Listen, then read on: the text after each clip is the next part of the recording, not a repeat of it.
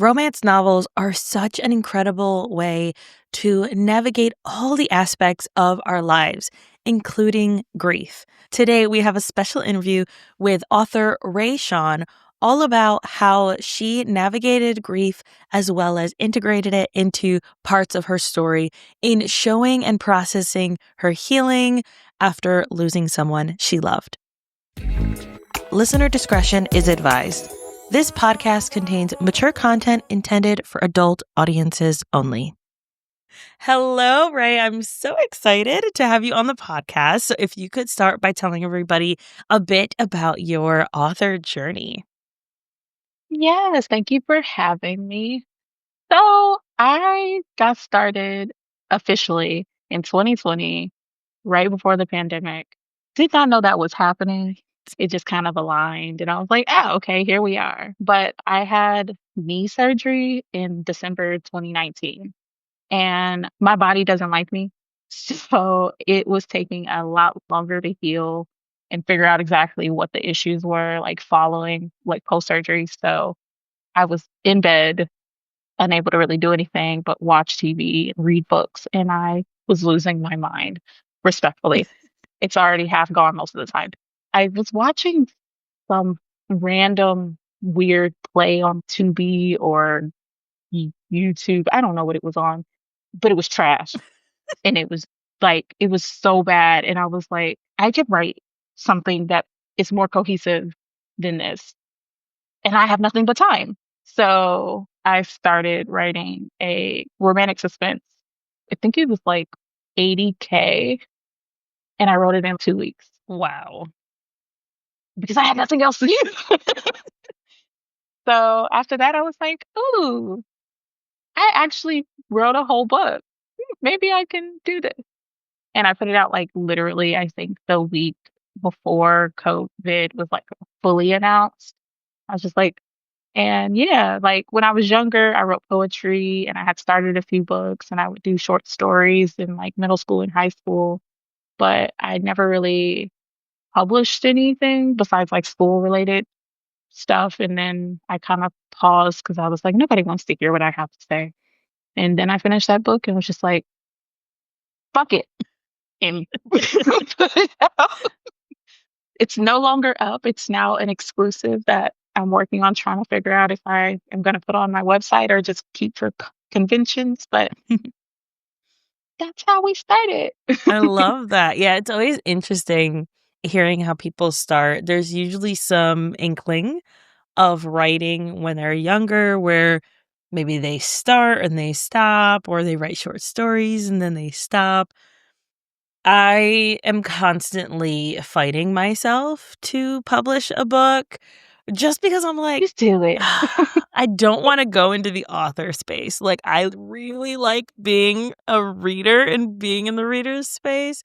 And so the idea of having to promote a book, but then also kind of navigate that, is it Mhm. safe to review other authors because we're Yeah. co-workers kind of now, right? Like, how does that work? And so I'm always really hesitant, but I wrote a whole ass Yeah. book. I'm just saying you should do it. I'm an enabler. So I love it. just saying. Maybe you can review books that aren't in your genre or your subgenre or something like that. But I don't read books in that anything outside of what I wrote. Okay, so I'm going to tell y'all what I wrote. I wrote it was my way of processing, and we're going to talk about this today. This is kind of the whole topic, grief, of my way of processing my mom passing away. And when my mom passed away in 2019, my sister and I started a podcast after that called Two Sisters and a Cult, where we talked about cults and like relating them to Ooh. the one we grew up in, because we couldn't ask my mom anymore, why the heck did you join that cult? What was happening? And so we did about 30 to 40 episodes exploring different cults, cried. They're depressing, right? So we stopped because they're so depressing. But we were able to kind of process our grief in a Yeah. really intimate way because me and my sister were the Yeah. only girls of the 5 kids. And so to be able to, one, talk to my sister every couple weeks was just golden, especially around Yeah. 2019, 2020, right? If you think that time frame, whew, we needed community and support. Yes. So that was really impactful. But then I wanted to kind of take it a step further and process my grief on another level. Yes, I was able to talk Right. through it with my sister and stuff, but let's try it again. And so I wrote a book that included a parent passing away, very similarly to how my mom did. And I think for that reason, I don't know that I would release it just because it is so intimate and I don't know that I could handle opinions on that story Yeah. It's because it being is mine. perceived on a whole different type of level because it's so personal. Yes, but you Yeah. beautifully weave you see a cool segue there, right? You beautifully weave grief into your stories. I recently read Uncovering Her Cravings, and that is the first in your Big City, Small World series, It is. which follows quite a few I kind of interconnected friends, right? Because it's not like Yeah. a girl group and then you follow the girl group. It's more of interconnected friends on all the sides, which I love. I love big friend groups because they're either really toxically fun, Like them. yes, but also like super supportive, which I love. It's kind of a combination of let's just find ourselves. We're in our 30s, let's get our shit together. But you weave it so beautifully in that story in particular. So give us a little bit about that story for anyone who's tell me more and how you interwove grief into that one specifically. Yeah, so I've had a lot of loss throughout my life and it kind of just comes in weird increments. And so I was dealing with my grandmother died when I was 7. Mm. That was a long time ago, but I'm still processing it because I was just really close to her and I only remember certain things and it just hits me weird sometimes. And after I put out the first book that I put out, I started writing that book because it was around her birthday and I Mm. was trying to deal with that.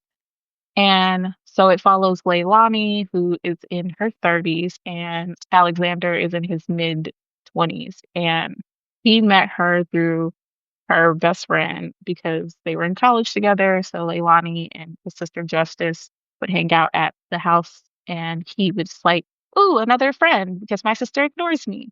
And then he got older, and he was like, "Ooh, Hey. another friend. How you doing?" But what basically happens is she sees him as just her friend's kid brother, and then when he's in college, he starts flirting with her. She doesn't really think anything of it because again, she's just kind of seeing him as like this teen. And now he's like a whole grown up and he's I'm gonna show you that I'm a grown up. Around the time graduation comes, she's feeling vulnerable because it's around Mother's Day. So she's thinking about her mom and I know what's bothering her and I want to comfort her and I'm horny. So let me just comfort her in the way that I know how right now. And she's kind of like, why am I doing this? But I like it. Oh, why am I here? And a friend of his called and he was always known as like a playboy. So she sees this person's name pop up. Like, oh my God, I just had sex with my friend's younger brother and he's a playboy. What was I thinking? And she kind of tries to avoid him for several years after that. During that time and throughout the book, she's navigating her grief with her mom because she's never really fully gotten over it because her mom died when she was young, which is my nod to my grandmother, even though it's not my mom, and just trying to build connections and understand that, yes, you've had this loss, but you can still make connections with people because everyone isn't going to leave you. Yeah. Oh, emotional. And so she never really lets herself get really close to anyone, but as she goes through the book, she realizes with the help of her dad, she actually does have friends that she's let in, and Alex is one of them. Yes. So I'm cheesing over here for people who can't see me. I'm like, yes. Because grief aside, and we will get to that, I promise, and we'll be more serious with that. But you set us up right out the gate with the prologue of them banging. Okay, this went in my banging in 10% or less tag because hello, Alex. It was mid-stroke. And I was just like, yes, I am here for all of this. And I love it. But to your point, I think that grief, no matter how long it has been, there are still things that move us or impact us or will remind us of certain things.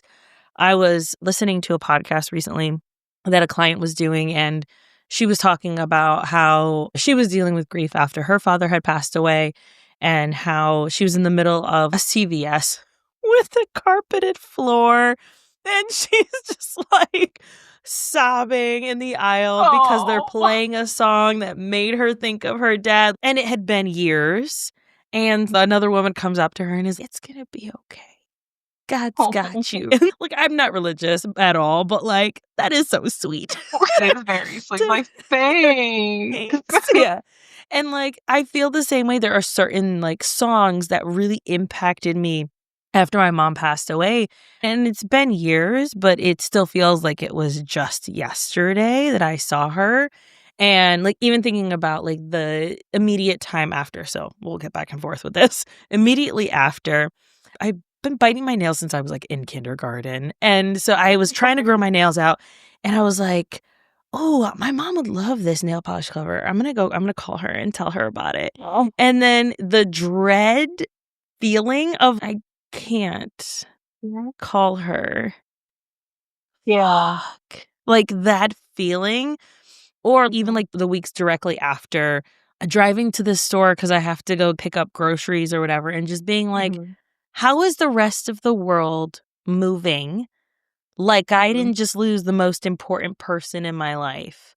How? Exactly. How is this? Y'all aren't supposed to just be moving on like everything's fine because it's not fine. It's the dread and the anger and the sadness all rolled into one. Yes. And I think that grief is something so universally felt, but still such a lonely experience. Because we don't talk about it, because we don't commiserate and reach out to people who have been through it. And I think when you're younger and you go through the experience, it allows you to, you don't want it to happen, but it allows you to be able to help and support your friends, your family, other people that go through it. I think about when one of my friends lost her dad. And like just being able to be a support for her and knowing what to say, knowing what not to say. Because if you haven't gone through it, it's very easy to just say, oh, they're in a better place. That doesn't help anybody at all. No, please don't say that. But you think, oh, that'll be helpful, or there's no pain anymore. No, they should be here and in pain. I don't care. Who cares? I need them here. How dare you? Yes. But when you've gone through it, you're able to commiserate a lot differently and feel that a lot differently to support other people, which it sucks that you have to go through it to be able to understand it. But it's such a universally felt feeling that we will go through at some point in our life, but it can be such a lonely experience. And one thing that I loved about what happened with the dad in the conversation with the father, where she's, hey, like, you never moved on after mom. What the heck? I have all these internal things because of you never moving on, and I'm not really sure if they're right anymore or if they're right for me. And so why? And actually, I'm reading right now, they call him Nas by, yes. Yes.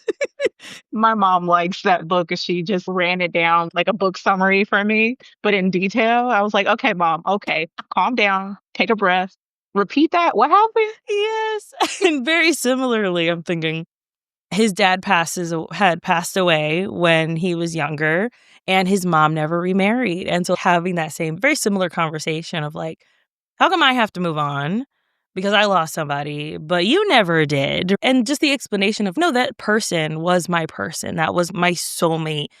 And sure, people got needs and they might hook up here and there, and that's normal, but no one felt right. And that's Yeah. okay. And they're so content and happy with where they are that they don't necessarily need another person to fulfill them. Mhm. And I think that it's such a beautiful juxtaposition to our main characters who, like, are at a point in their life where they are open to love, and that's okay too, right? Like, it doesn't have to be either or after losing Yeah. someone. It can be and. It could be Yeah. either. And I think that, yeah, you portray that conversation so beautifully and just being able to open her eyes to say, "Wait, I actually do have really incredible people in my life, and I unknowingly have opened up to people, even though I didn't really want Yeah. to." Yeah. I love how moody she is. Not moody, just grumpy. She's moody. She's moody too, yes. But just that grumpy sunshine, which I don't Mhm. think was, like, meant to happen, but it just kinda happened with them. Just I Yeah. love it. It's funny because I think most of my I have a author friend, Mika James. Her favorite thing to point out is that all of my female main characters are like these super strong, independent women who might consider folding for him, but it's he gotta work for it. Like she's not gonna just bend over and be like, "Okay, hey, you can have it." She's like, "That's you," and I was like, "I don't even like people, so that ain't me." She's, "That's not what I meant." I was like, "Oh, okay. You mean the independent part?" She's, "Yes." I'm like, "Oh, okay." So, I think that most of my female main characters usually end up being, like, kinda grumpy because it's just like, "Why are you trying to interrupt my plan?" Yes. So, I got a plan. I have peace, kind of, but I've got peace. It's I'm very like, hard fought for this. "You are trying to take me from this place to that place. What is wrong with you?" Yes, exactly. So good. So you also have queer rep in the book with some, I believe you have a trans character that is Mhm. one of the best friends. You have sapphic best friends in there as well. Why was that important for you to have, as I said with Naima Simone in the episode a couple back, the world we live in reflected in your book? Because you know what I mean? I'm Black and I'm a woman, so, like, by being that, I'm automatically the other in certain books, and I'm not gonna other anybody. I'm doing a reflection of the reality that I grew up in. I had a lot of friends who were queer, and so it was just supernatural for me to just put them in there, and I didn't really think anything of it. I was just like, "Oh, yeah, this sapphic couple getting married. Oh, the trans woman and her boyfriend in the racial relationship." It just was natural because that's what I grew up around, and so I don't know how to not put it in a book. If it wasn't there, it would be weird. That's when you should be concerned. It's just like, "Are Yes. you okay?" I've tried to focus on just the 2 main characters and what's going on with them, and then you still get this story of the side queer people because that's the homies, and you need to know what's going on with them. I can't. I need to see the reflection. And I realized that most people are some level of queer, even if they don't wanna admit it. I say what I said. Yep. Um, but I realized that, like, I don't even think about it until someone points it out, but almost all of my friends are queer women or queer non-binary people that just be like, "Okay, what's up? What are we doing?" I'm like, "I don't know. What are we doing? Do we have to do some particular type of thing?" I I'm asexual, so I don't like when I said I don't like people, I don't like people. I'm demisexual, so like you got to earn it, which I guess is why my women are always like, "You're interrupting my life." But I think that because I always look at other people's relationships and I am like the silent observer type of person that because I see what I see. I put that in my books as what I see. So it's just, yes, those are two women. Yes, that is a trans woman. Yes, that is two men. Yes, that is four people. Why is that weird to you? Yeah. Yeah. It's not meant to be weird. It's normal, y'all. Come on. That part, like, why are you looking at folks like that? You're the weird one now. Yep. You're making this weird. It's on Yeah, you. yeah, Yes, I totally agree. As someone who is bisexual and aromantic, I'm like, this is just the world we live in. It's fine. All of it is fine as long as it's consenting adults, y'all. Like, who that part. cares? But I love that you have queer folks in your books and that you showcase this. Now, you also have a sports series that I have not read. I do own one of them. I'm looking in my Kindle, but I'm like, I actually own one of these, so I'm gonna go read it after I finish. I'm reading Naima Simone's Huntsman after I finish that one. That one is I gotta finish that. It's so good, so good. Definitely, people pre-order it. You can get extra like charms and like an insert and all that stuff if you order Oh, it's from. already pre-ordered. Yes, please do.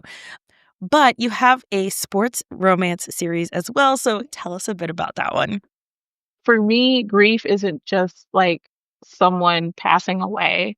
It's losing different parts of yourself or losing people in different types of ways. And so with the sports romance series, it's 6 adopted siblings. We get 5 brothers and their baby sister. And they're Yeah. all adopted in, like, different time periods, and so there's twins and then 3 other brothers and then their baby sister, and we start with the youngest boy, and that series I threw together haphazardly.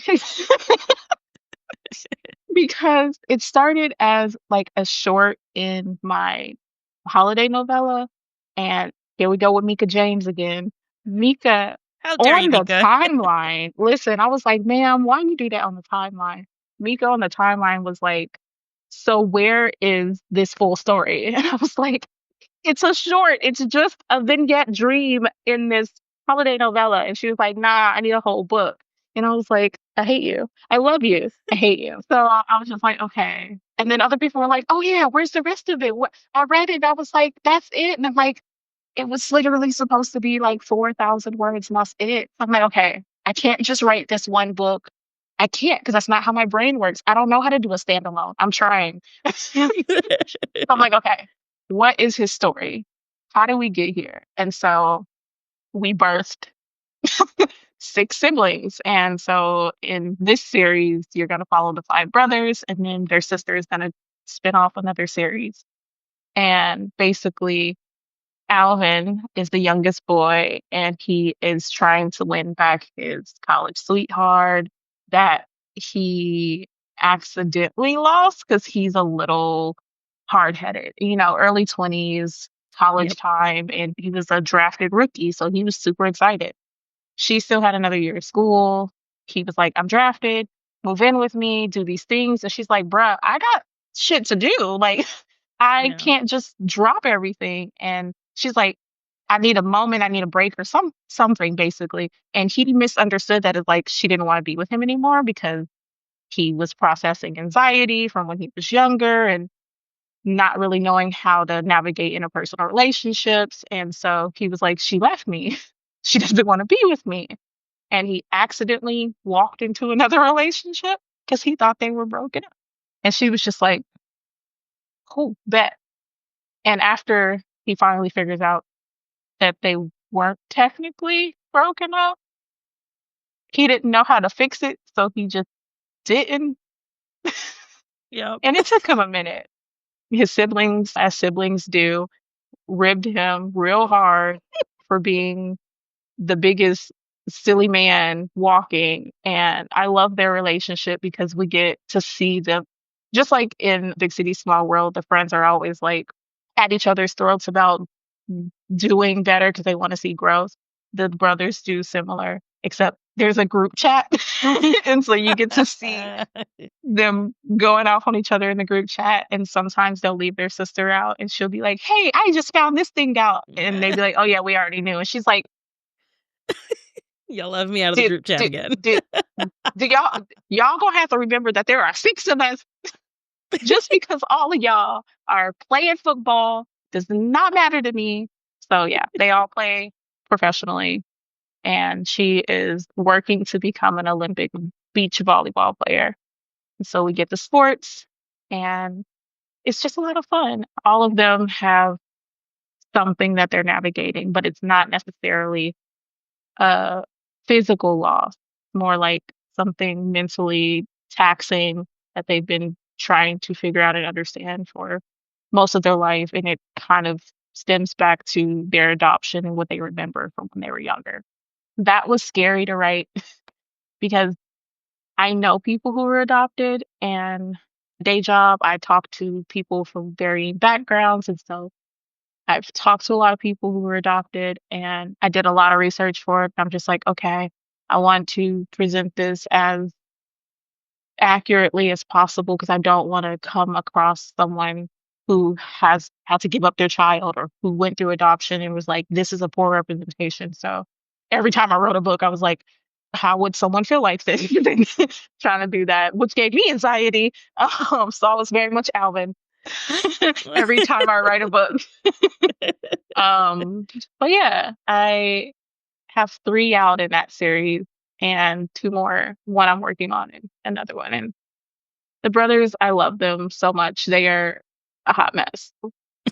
I love that. And I think that it's such an important representation. I don't think I see a lot of adopted main characters. I'm trying to think. I could probably count on one hand, maybe, the number of books. And I read hundreds every year. So, not a lot that really showcase that. And now I'm trying to think of what is one that I read that had good representation. I couldn't even tell you, but I have a friend and she was adopted, and hearing her talk about being adopted and having a good childhood, right? Yeah. Not feeling like she was quote unquote missing out on anything. Mhm. But then when she finally did find her birth parents, they had already passed away. And that was after her parents had passed away. And so almost like Mm. this double grief of is it better to have not known them and Yeah. not lost them? Or would it have been better to have known them and then lost them so quickly after getting to know Yeah. them? And the way she talks about it is just so beautiful, and how she talks about just not necessarily feeling like identity crisis, right? Because I Mhm. think that it really just depends on your personality, on whether you consider hey, I was adopted as part of okay, I have an identity crisis. I'm not who I am, or who am I? And Yeah. trying to discover yourself, right? I don't think it has to be that every time. Yeah. But it could very well be, right? And so I love that you took such care with making sure that you're reflecting this in a accurate way. And of course, that's the reporter in you to make sure that things are let's make sure all the T's are crossed and the I's are dotted and Yeah. everything is Yeah. accurate. Yeah. You don't want somebody coming back and being like, actually, okay, well, first off, this is fiction, so Right. creative liberties, but to an extent. So we don't want to do harm, which I wish people understood that with some of the Well, books that are coming out lately. I'm uh, yeah, yeah, some of them should have stayed in the draft. yes. But yes, it's always very interesting to see that. So I'm really happy that you took that approach. And I'm excited to dive in to that. And you said there are 3 books out now, and then 2 Yeah, more, one that you're working on and then another one? yeah. So the first one is Fumble Recovery. It's Alvin and Alani, and it's a second chance. And then the second one is Cosmo and Jalissa, and he's best friends lovers. And then it's Parker, which is the twin of Cosmo, and Sahili, and it completes their little 4 quad group friends. And it's dislike ish with benefits to lovers, Yes. to friends, to lovers. I love the dislike with benefits. I have to say that's one of my favorite, because it's the dick is good, but the attached to the dick is not. And so, like, Yeah. boundaries are really important here, but Yeah. also, like, get on your back. So with that one, it's I think the most sex scenes I've ever written in a single book. I think. If not, it's the more intense ones. And it's mostly because like their love language is hate for a long time. And then they realize, oh, I don't just dislike you. I don't hate you. I am attracted to you, like mentally, physically, emotionally, and I'm trying to fight it. I hate how I So, feel about you. yeah. So, I think it's the most intense sex scene and the most intense argument. I think the most sex scenes are actually in one of the Big City, Small World books. It is. It's uncovering her petty. Ooh. Nice. So we're gonna go Or check is it that one out dreams? too. No, it's dreams. Uncovering her dreams. I'm just Yes. saying, he a musician. She's a dancer. He's poetic with the mouth. And she likes to roll them hips. Yes. I love it. You should see our faces. Like, you can watch it on YouTube, but, like, we're like, "Yay." Sorry. Just saying. I'm just saying. I was just like, yo, can y'all have a conversation for a second? It's like, no, my conversation is with the nether area on this person, okay? I'm busy. Get your mouth off his dick.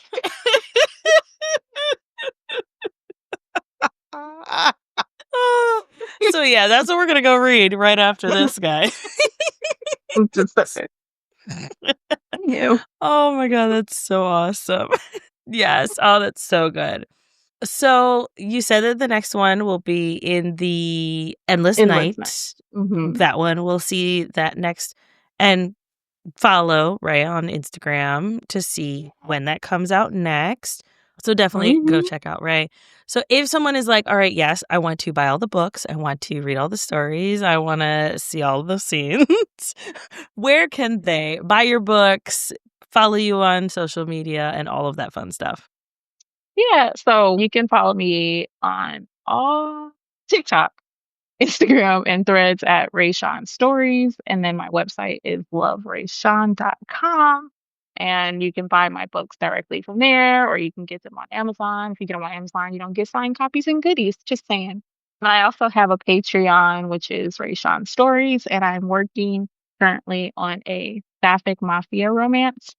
That's a serialized story there with a few other things in the works for my patrons. So if you want to see other stories from me, they'll be there. I'm usually on Threads because talking on Instagram is weird, but I probably post more information on Instagram and just random rambling. So if you just want to see me talk about stuff, which people have started to point out at this point, aren't you supposed to be working?